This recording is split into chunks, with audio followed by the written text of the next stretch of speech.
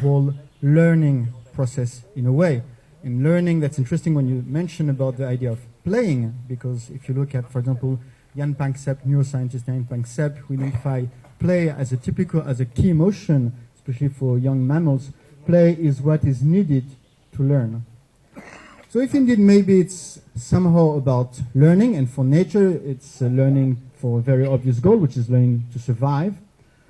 So my question is for all of us, to the rabbi, what are we trying to learn? What are we moving forward in terms of lessons that we get from both our memory and our experience? Is it super survival? Is it something else? So you know this rabbinic concept that you're not supposed to answer any question really. So I should ask you another question. Why do you ask this?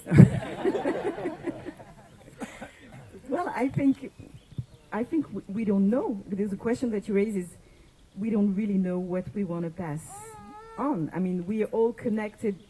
Let's say in the Jewish world, we're connected to a text that we pass on, as if we were sharing the same bookshelf. But actually, we are not committed to read it in the same way, you know. And I might have the same books as you have, but it doesn't mean my children will read it in the same way your children will. So it's very hard to define in this obsession of transmission what exactly we want to transmit.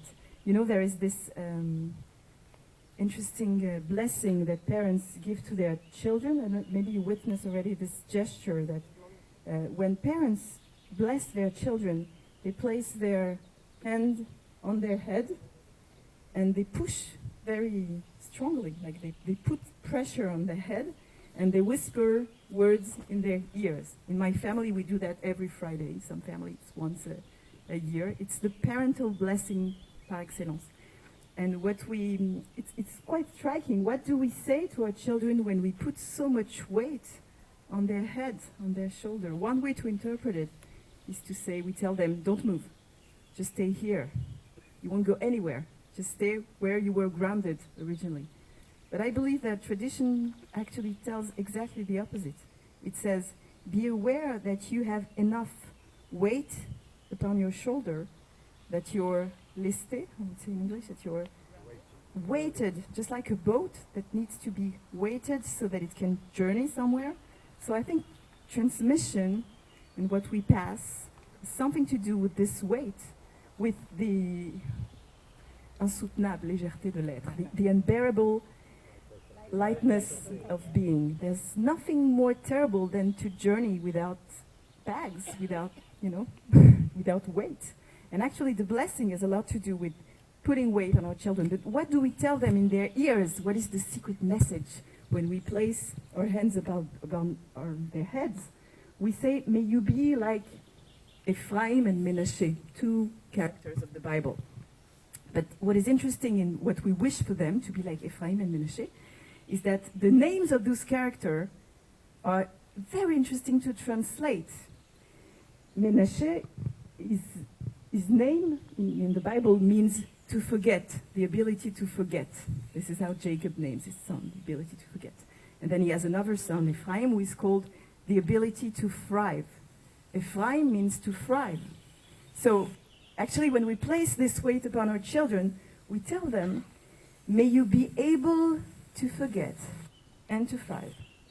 And again, that's such a paradox, you know. We tell them, I put so much weight on you that you will be able actually not to remember, but to forget. Forget and thrive. And our religious traditions are actually always in these conflicting voices. We want our children to remember who they are, or to forget enough, to be faithful and unfaithful enough to our tradition, because very often, and that's the final paradox, unfaithfulness is the most faithful thing you can do to your parents. I don't know if it's clear. Like the ability to be unfaithful is actually what makes you a child of Abraham.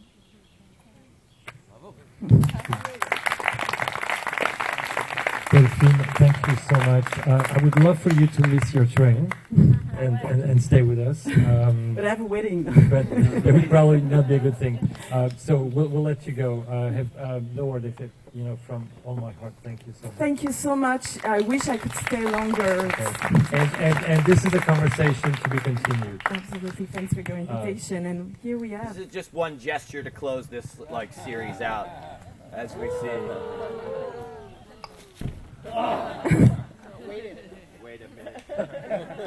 Redo, rewind. The conflict between the prophet and the priest. Right now, the priest wins. The priest is winning. Not for long. Can I make a last comment? No. So Delphine, Delphine is good to go. For those that are part of the church team, new